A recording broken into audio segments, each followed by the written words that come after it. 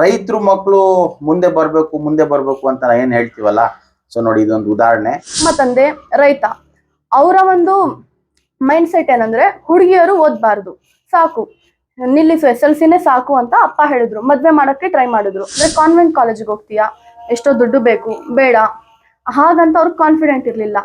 ಆ ಸಂದರ್ಭದಲ್ಲಿ ನಮ್ಮ ತಾಯಿ ಇಲ್ಲ ನಾನು ಓದಿಸ್ತೇನೆ ಅಂತ ಬಂದ್ರು. SLC ವರೆಗೂ ಕನ್ನಡ ಮೀಡಿಯಂ ಅಲ್ಲಿ ಓದ್ತಾರೆ. ಫಸ್ಟ್ PU ಸೆಕೆಂಡ್ PU ನಲ್ಲಿ ಇವರು ಕಾಮರ್ಸ್ ತಗೊಂಡಾಗ ಇಂಗ್ಲಿಷ್ ಟಫ್ ಆಗ್ತದೆ. ಸೊ ಆದ್ರೂ ಕೂಡ 580 ಒಂದು ಸಾಧನೆ. ಎಲ್ಲಾ ರೈತರು ಹಾರ್ಡ್ ವರ್ಕ್ ಮಾಡ್ತಾರೆ, ಆದ್ರೆ ಅವ್ರಿಗೆ ಅದಕ್ಕೆ ಸರಿಯಾದ ಬೆಲೆ ಅನ್ನೋದು ಸಿಗಲ್ಲ. ಅದಕ್ಕೆ ಸ್ವಲ್ಪ ನಾವು ಸ್ಟಡೀಸ್ ಅಲ್ಲಂತ ಅಲ್ಲ, ಅಗ್ರಿಕಲ್ಚರ್ ಅಲ್ಲೂ ಸ್ಮಾರ್ಟ್ ವರ್ಕ್ ಅನ್ನ ಆಡ್ ಮಾಡಬಹುದಲ್ವಾ. ಇದನ್ನ ಪಾಸ್ ಆಗಿರೋರೇ ಜೀವನದಲ್ಲಿ ಪಾಸ್ ಆಗ್ತಾರೆ ಅನ್ನೋ ಮೈಂಡ್ ಸೆಟ್ ಅದು ಬೇಕಾಗಿಲ್ಲ. ಎಷ್ಟೋ ಜನ ಎಜುಕೇಶನ್ ಓದಿಲ್ಲ, ಆದ್ರೆ ದೇಶಕ್ಕೆ ಎಷ್ಟು ಸಾಧನೆವನ್ನ ತಂದಿದ್ದಾರೆ. ವಾಣಿಜ್ಯ ವಿಭಾಗದಲ್ಲಿ 580 ಮಾರ್ಕ್ಸ್ ಅನ್ನ ತಗೊಂಡು ಡಿಸ್ಟಿಂಕ್ಷನ್ ಅನ್ನೋದನ್ನ ಬಂದಿದ್ದೇನೆ. ಈ ಒಂದು ನನ್ನ ಸಕ್ಸಸ್ಗೆ ಕ್ರೆಡಿಟ್ ನಾನು ಕೊಡ್ಬೇಕಾದ್ರೆ ಮೊದಲನೇದು ನಮ್ಮ ತಂದೆ ತಾಯಿಗೆ ಮತ್ತು ನಮ್ಮ ಅಜ್ಜಿ ತಾತನ್ಗೆ, ವಿಶೇಷವಾಗಿ ನನ್ನ ಗುರುಗಳಿಗೆ ನಾನು ಈ ಕ್ರೆಡಿಟ್ ಅನ್ನ ಕೊಟ್ಟು ಮನಸ್ಫೂರ್ತಿಯಾಗಿ ಧನ್ಯವಾದಗಳನ್ನ ಅರ್ಪಿಸುತ್ತೇನೆ. ನೀವು ಸಣ್ಣ ಆಗ್ಬೇಕಲ್ವಾ, ಅದು ಒಂದು ಉತ್ತಮ ಆಹಾರದಿಂದ ಸಣ್ಣ ಆಗ್ಬೇಕಲ್ವಾ. ಪ್ರತಿದಿನ ನಮ್ಮ ಜೀನಿ ಸ್ಲಿಮ್ ನ ಯೂಸ್ ಮಾಡಿ ಯಾವುದೇ ಸೈಡ್ ಎಫೆಕ್ಟ್ ಇಲ್ದಂಗೆ ನೀವು ಸಣ್ಣ ಆಗ್ತೀರಾ. ಎಸ್ ವೀಕ್ಷಕರೇ, ರಾಜ್ಯಾದ್ಯಂತ ದ್ವಿತೀಯ PUC ಫಲಿತಾಂಶ ಹೊರ ಬಂದಿರುವಂತದ್ದು. ಸಾಕಷ್ಟು ವಿದ್ಯಾರ್ಥಿಗಳು ಉತ್ತೀರ್ಣರಾಗಿದ್ದಾರೆ, ಸಾಕಷ್ಟು ವಿದ್ಯಾರ್ಥಿಗಳು ಪರ್ಸೆಂಟೇಜ್ ತೆಗೆಯೋದ್ರಲ್ಲಿ ವಿಫಲ ಆಗಿದ್ದಾರೆ. ಇನ್ನಷ್ಟು ಕೆಲವು ವಿದ್ಯಾರ್ಥಿಗಳು ಫೇಲ್ ಆಗಿರೋದು, ಅಂದ್ರೆ ಒಂದೆರಡು ಸಬ್ಜೆಕ್ಟ್ ನ ಕಳ್ಕೊಂಡಿರುವಂತದ್ದು. ಶಿರಾದಲ್ಲಿ ಒಂದು ವಿಶೇಷವಾದಂತ ಒಂದು ಸುದ್ದಿ ನಿಮ್ಮ ಮುಂದೆ ತರುವಂತ ಪ್ರಯತ್ನ. ಇವ್ರ ತಾಯಿಗೆ, ಅಂದ್ರೆ ಶಿರಾ ಹೆಣ್ಮಗಳು ಇವ್ರ ತಾಯಿ, ಈ ಒಂದು ತಾಯಿಗೆ ಚಿಕ್ಕಬಳ್ಳಾಪುರ ಡಿಸ್ಟಿಕ್ ಡಿಪಾಳ್ಯ ಅನ್ನೋ ಗ್ರಾಮಕ್ಕೆ ಮದುವೆ ಮಾಡಿಕೊಟ್ಟಿರ್ತಾರೆ. ಎಜುಕೇಶನ್ ಉಳಿಕೊಂಡು ಈ ರೇಹನಾ ಬನ್ನು ಅನ್ನೋ ಹೆಣ್ಮಗಳು ಶಿರಾಗೆ ಬಂದು ಅರ್ರೆಹಾನ್ ಶಾಲೆಯಲ್ಲಿ ಓದಕ್ ಶುರು ಮಾಡ್ತಾಳೆ. ಅಲ್ಲಿ ಎಜುಕೇಶನ್ ನನಗೆ ಶಿರಾದಲ್ಲಿ ಚೆನ್ನಾಗಿದೆ ಅಂತ ಎಲ್ಲ ಹೇಳ್ತಾರೆ. ಸೊ ಹಾಗಾಗಿ ನಾನು ಶಿರಾದಲ್ಲೇ ಓದ್ತೀನಿ ನಮ್ಮ ತಾತನ ಮನೆಯಲ್ಲಿ ಅಂತ ಹೇಳ್ತಾರೆ. ವಾಣಿಜ್ಯ ವಿಭಾಗದಲ್ಲಿ 580 ಅಂಕಗಳನ್ನ ಪಡಿತಾರೆ. 96.67% ನ ತೆಗಿತಾರೆ. ಅರ್ರೆಹಾನ್ ಸ್ಕೂಲಲ್ಲಿ ಟಾಪ್ ವಿದ್ಯಾರ್ಥಿಯಾಗಿ ಹೊರ ಬರ್ತಾರೆ ವಾಣಿಜ್ಯ ವಿಭಾಗದಲ್ಲಿ. ಸೊ ನಾನು ಇವ್ರನ್ನ ವಿಶೇಷವಾಗಿ ಮಾತಾಡ್ಸಕ್ ಯಾಕೆ ಬರ್ತಾ ಇದ್ದೀನಿಯಪ್ಪ ಅಂತ ಅಂದ್ರೆ, ಚಿಕ್ಕಬಳ್ಳಾಪುರ ಜಿಲ್ಲೆ ಬಿಟ್ಟು ಶಿರಾ ತಾಲೂಕ್ನ ಆಯ್ಕೆ ಮಾಡ್ಕೊಂಡು ತನ್ನ ತಾತನ ಮನೆಯಲ್ಲಿ ಇದ್ದು ಓದಿ 580 ಅಂಕಗಳನ್ನ ವಾಣಿಜ್ಯ ವಿಭಾಗದಲ್ಲಿ ಪಡೆದಿದ್ದಾರೆ. Rehana Banu, first of all congratulation. ಹೇಗ ಅನಿಸ್ತಿದೆ ರಿಸಲ್ಟ್ ನಿಮ್ಗೆ? ರಿಸಲ್ಟ್ ನೋಡಿ ಬಹಳ ಖುಷಿ ಆಯ್ತು. ಅದರ ಜೊತೆ ಎಲ್ಲೋ ತೆಗಿಬೇಕು ಅನ್ಸ್ತು. ಬಟ್ ನನಗೆ ಖುಷಿ ಏನಂದ್ರೆ ನಾನು ಬೇರೆ ಜಿಲ್ಲೆಯಲ್ಲಿ ಬಂದಿದ್ದೇನೆ. ಅದ್ರ ಜೊತೆ ನಾನು 10ನೇ ತರಗತಿವರೆಗೆ ಕನ್ನಡ ಮೀಡಿಯಂ, ಅಂದ್ರೆ ಕನ್ನಡ ಮೀಡಿಯಂ ಅಲ್ಲಿ ಓದ್ಬಿಟ್ಟು ಇಲ್ಲಿ ಅಜ್ಜಿ ಮನೆಯಲ್ಲಿ ಶಿರಾ ತಾಲೂಕಿನಲ್ಲಿ ಚೆನ್ನಾಗಿದೆ ಎಜುಕೇಶನ್ ಅಂತ ನಮ್ಮ ತಾತ ಅವರು ನನ್ಗೆ ಇಲ್ಲಿ ಕರ್ಕೊಂತಾರೆ. ಇಲ್ಲಿ ನಾನು ಬರ್ತೇನೆ, ಕನ್ನಡ ಶಿಕ್ಷಣವನ್ನು ಪಡೆದು ಇಂಗ್ಲಿಷ್ ಓದಲು ಬಹಳ ಕಷ್ಟವಾಗುತ್ತೆ. ಅದ್ರ ಜೊತೆ ಇಲ್ಲಿ ಇಂಗ್ಲಿಷ್ ಮೀಡಿಯಂ, ಟೀಚರ್ಸ್ ಎಲ್ಲ ಇಂಗ್ಲಿಷ್ ಅಲ್ಲಿ ಮಾತಾಡ್ತಾರೆ, ಎಲ್ಲ ಕಮ್ಯುನಿಕೇಶನ್ ಇರುತ್ತೆ. ಫಸ್ಟ್ PU ಎಲ್ಲ ಸ್ಟ್ರಗಲ್ ಆಯ್ತು. ಬಟ್ ಸೆಕೆಂಡ್ PUC ಅಲ್ಲಿ ಹೋಪ್ ಅನ್ನೋದು ಬಿಟ್ಟಿಲ್ಲ. ಹಾರ್ಡ್ ವರ್ಕ್ ಮಾಡಿದ್ರೆ ಸಿಗುತ್ತೆ ಫಲಿತಾಂಶ. ಅದ್ರ ಜೊತೆ ನಮ್ಮ ತಂದೆ ರೈತ. ಅವರ ಒಂದು ಮೈಂಡ್ ಸೆಟ್ ಏನಂದ್ರೆ ಹುಡುಗಿಯರು ಓದ್ಬಾರ್ದು, ಸಾಕು ನಿಲ್ಲಿಸು, SLCನೇ ಸಾಕು ಅಂತ ಅಪ್ಪ ಹೇಳಿದ್ರು. ಮದ್ವೆ ಮಾಡಕ್ಕೆ ಟ್ರೈ ಮಾಡಿದ್ರು. ನಾನು ಬೇಡ, ಇಲ್ಲಿ ಬಂದು ನಾನು ಮಾಡ್ತೇನೆ, ನಾನೇನನ್ನೋದು ಪ್ರೂವ್ ಮಾಡ್ತೀನಿ ಅಂತ ಬಂದೆ. ಸ್ವಲ್ಪ ನಾನು ಸ್ವಲ್ಪ ಇಂಗ್ಲೀಷಲ್ಲಿ ವೀಕ್ ಇದ್ದೆ. ಸ್ವಲ್ಪ ಇಂಗ್ಲೀಷಲ್ಲಿ ನಾನು ಡೆವಲಪ್ ಆಗಿದ್ದಿದ್ರೆ ಇನ್ನ ಸ್ವಲ್ಪ ಹೆಚ್ಚು ಅಂಕಗಳನ್ನ ನಾನು ಗಳಿಸ್ತಿದ್ದೆ. ಬಟ್ ಹ್ಯಾಪಿ ಆಗಿದ್ದೇನೆ ಕನ್ನಡ ಮೀಡಿಯಂ ಇಂದ ಬಂದು. ನೋಡಿ, ಇದೇ ಒಂದು ವಿಶೇಷ ಸಬ್ಜೆಕ್ಟ್ ಅಂತ ನಾನು ಸುದ್ದಿ ಮಾಡ್ತಿರೋದು. ಅಪ್ಪ ರೈತ, ಹುಡುಗಿ 580% ಮಾರ್ಕ್ಸ್ ನ ತಗೊಂಡಿರುವಂತದ್ದು ಕಾಮರ್ಸ್ ವಿಭಾಗದಲ್ಲಿ. ಅಪ್ಪ ಹೇಳ್ತಾರೆ ಸಾಕು ಓದೋದ್ನ ನಿಲ್ಸು, ಮದುವೆ ಮಾಡ್ತೀನಿ ಅಂತ ಅಪ್ಪ ಹೇಳ್ತಾರೆ. ಇಲ್ಲ, ನಾನು ಓದ್ಬೇಕು, ನಾನು ಏನಾದ್ರು ಮಾಡಿ ಸಾಧಿಸ್ಬೇಕು ಅನ್ನೋ ಛಲ ಮಗಳ ಹತ್ರ ಇರುತ್ತೆ. ರೈತರು ಮಕ್ಕಳು ಮುಂದೆ ಬರ್ಬೇಕು ಅಂತ ಏನ್ ಹೇಳ್ತೀವಲ್ಲ, ಸೊ ನೋಡಿ ಇದೊಂದು ಉದಾಹರಣೆ. SLC ವರೆಗೂ ಕನ್ನಡ ಮೀಡಿಯಂ ಅಲ್ಲಿ ಓದ್ತಾರೆ. ಫಸ್ಟ್ PU ಸೆಕೆಂಡ್ PU ನಲ್ಲಿ ಇವರು ಕಾಮರ್ಸ್ ತಗೊಂಡಾಗ ಇಂಗ್ಲಿಷ್ ಟಫ್ ಆಗ್ತದೆ. ಸೊ ಆದ್ರೂ ಕೂಡ 580 ಒಂದು ಸಾಧನೆ. ಸೊ ಇನ್ನಷ್ಟು ಮಾಹಿತಿಗಳನ್ನ ಅವ್ರ ಜೊತೆ ನಾನು ಮಾತಾಡ್ತಾ ಹೋಗ್ತೀನಿ. 580 ಮಾರ್ಕ್ಸ್ ನಿಮ್ಗೆ ಕಂಫರ್ಟಬಲ್ ಅಂತ ಅನ್ನಿಸ್ತಿದ್ಯಾ? ಅನ್ನಿಸ್ತಿಲ್ಲ. ಯಾಕಂದ್ರೆ ಎಕ್ಸಾಮ್ ಬರೀತಿದ್ದೆ, ಎಲ್ಲೋ ತರ ನರ್ವಸ್. ಇಂಗ್ಲಿಷ್ ಅಲ್ವಾ, ಸೆಂಟೆನ್ಸ್ ಫಾರ್ಮೇಶನ್ ಅನ್ನೋದು ಬರೋದಿಲ್ಲ ನನಗೆ ಇಂಗ್ಲಿಷಲ್ಲಿ. ಎಲ್ಲ ಇಂಗ್ಲಿಷಲ್ಲಿ ಬರೀತೀನಿ. ಅಂದ್ರೆ ಒಂದ್ಸತಿ ಬರ್ದ್ಬಿಟ್ಟು 5 minutes ಟೇಕ್ ತಗೊಂತಿದ್ದೆ, ಸರಿ ಇದೆಯಾ ಇಲ್ವಾ. ಆ ಡೌಟ್ ಅಲ್ಲಿ ಟೈಮ್ ಅನ್ನೋದು ಕಡಿಮೆ ಆಯ್ತು.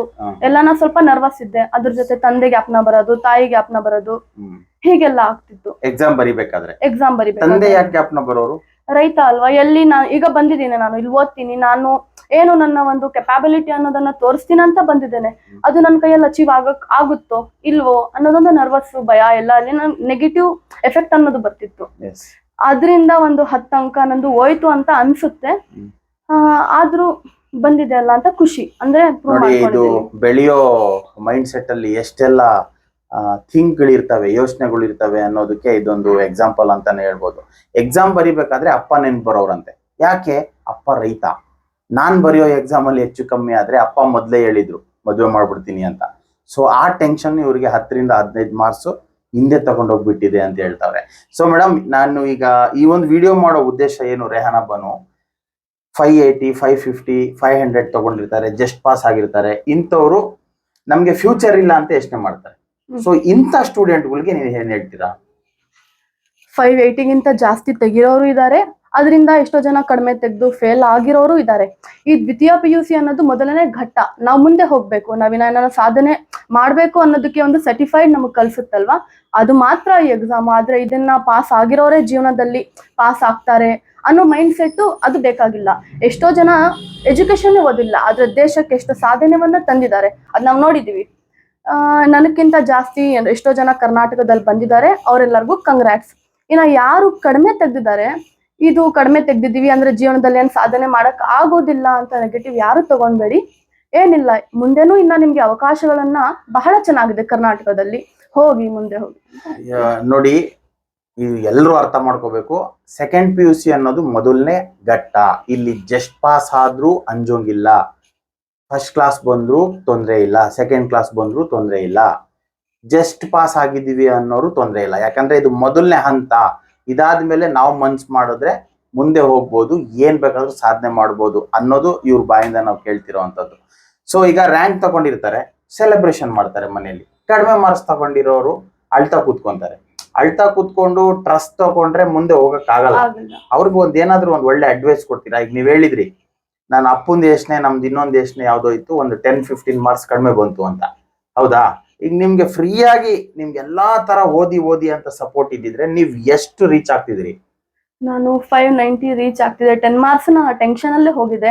ಎಕ್ಸಾಮ್ ಆದ್ಮೇಲೆ ಬಂದು ಪೇಪರ್ ಎಲ್ಲ ಚೆಕಿಂಗ್ ಮಾಡ್ತೀವಲ್ವಾ, ಆಗ ಬಂದಿದ್ದೂನು 10 ಮಾರ್ಕ್ಸ್ ಕಳ್ಕೊಂಡೆ ಅಲ್ವಾ ಅಂತ ರಿಗ್ರೆಟ್ ಆಗುತ್ತೆ. ಸೊ 10 ಮಾರ್ಕ್ಸ್ ಬರ್ತಿತ್ತು. Very good. ರೆಹಾನಾ ಬಾನು, ನನಗೆ ಬಹಳ ಖುಷಿ ನಿಮ್ ಜೊತೆ ಮಾತಾಡಕ್. ಯಾಕೆ ಅಂದ್ರೆ ಮೊದಲ್ಗೆ ಹೇಳಿದ್ರಿ ನಾನು ರೈತನ ಮಗಳು ಅಂತ. ಏನ್ ಬೆಳೆ ಹಾಕ್ತಾರಪ್ಪ?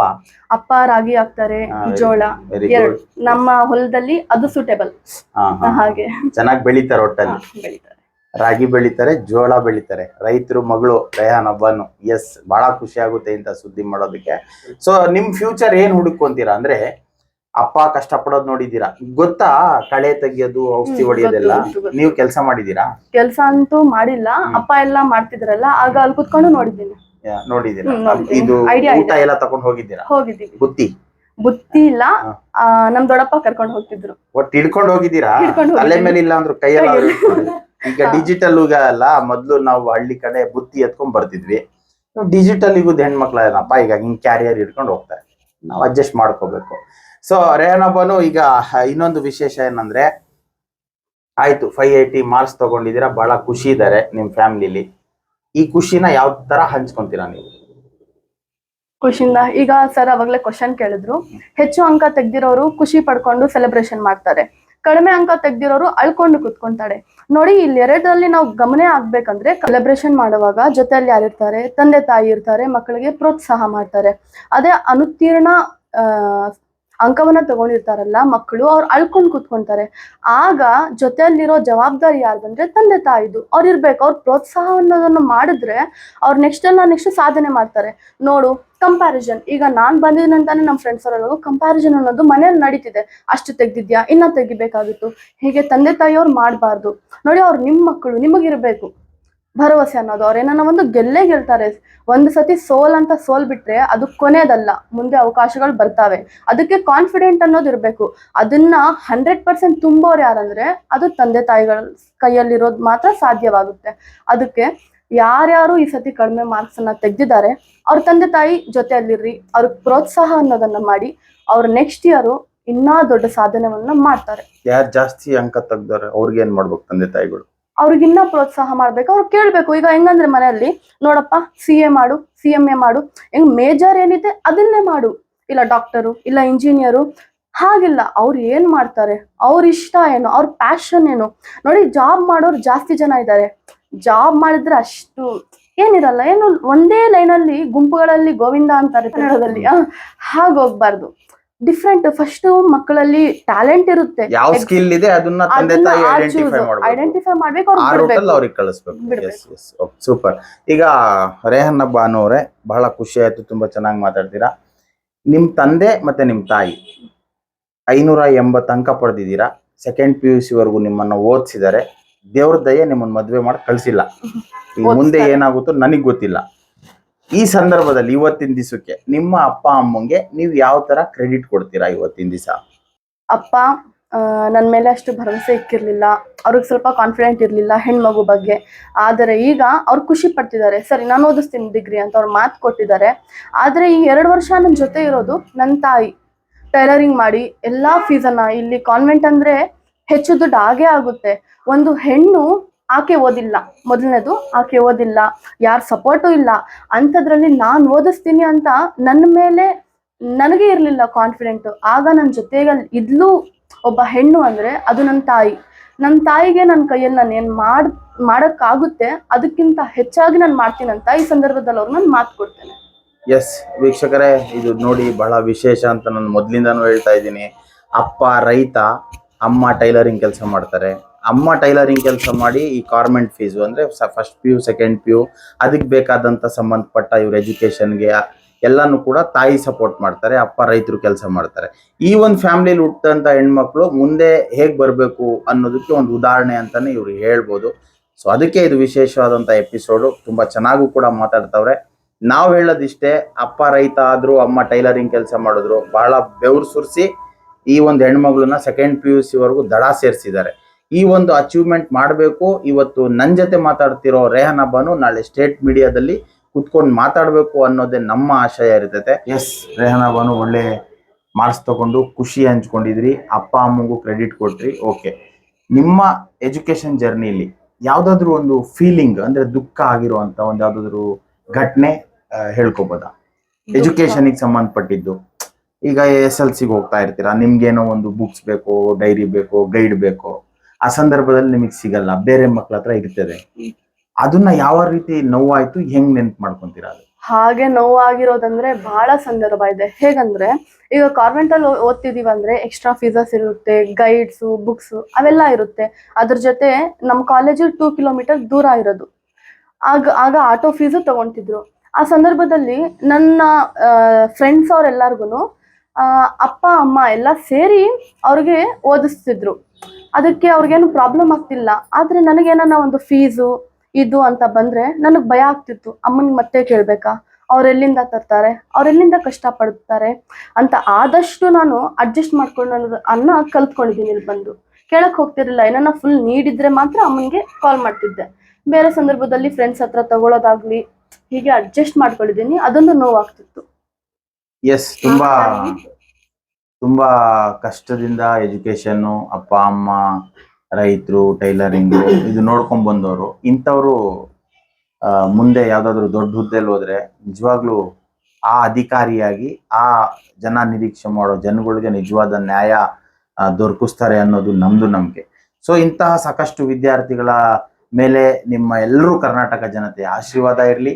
ಜಾಸ್ತಿ ಮಾರ್ಕ್ಸ್ ತಗೊಂಡಿರೋರ್ ಮೇಲೂ ಇರಲಿ, ಕಡಿಮೆ ಮಾರ್ಕ್ಸ್ ತಗೊಂಡಿರೋರ್ ಜೊತೆನೂ ನಿಮ್ಮ ಆಶೀರ್ವಾದ ಇರಲಿ. ಯಾಕಂದ್ರೆ ಅವ್ರಿಗೂ ಒಂದು ಜೀವನ ಇರುತ್ತೆ, ಇವ್ರಿಗೂ ಒಂದು ಜೀವನ ಇರುತ್ತೆ. ಎಲ್ಲರಿಗೂ ಒಂದೇ ಸ್ಕಿಲ್ ಇರಲ್ಲ. ಒಂದು ಮನೆಯಲ್ಲಿ 5 ಮಕ್ಳಿದ್ದಾರೆ ಅಂದ್ರೆ 5 ಮಕ್ಳಿಗೂ ಒಂದೊಂದ್ ತರ ಸ್ಕಿಲ್ ಇರ್ತದೆ. ಅದನ್ನ ಅಪ್ಪ ಅಮ್ಮ ಅನ್ನೋರು ಗುರುತಿಸಿ ಅದನ್ನ ಉಪಯೋಗಿಸಿದಾಗ ಮಾತ್ರ ಆ ಮಕ್ಕಳು ಅಚೀವ್ ಮಾಡ್ತಾರೆ, ಇತಿಹಾಸನ ಸೃಷ್ಟಿ ಮಾಡ್ತಾರೆ. ಇಂತಹ ಸಾಕಷ್ಟು ವಿದ್ಯಾರ್ಥಿಗಳನ್ನ ನಿಮ್ಮ ಮುಂದೆ ತರುವಂತ ಪ್ರಾಮಾಣಿಕ ಪ್ರಯತ್ನ ಯಾವಾಗ್ಲೂ ಮಾಡ್ತಾನೆ ಇರ್ತೀವಿ. ನೋಡ್ತಾ ಇರಿ ಸಿರಾ 24 ನ್ಯೂಸ್. ನಾನು ನಿಮ್ಮ ಬರ್ಗೂರ್ ಅರ್ಷದ್.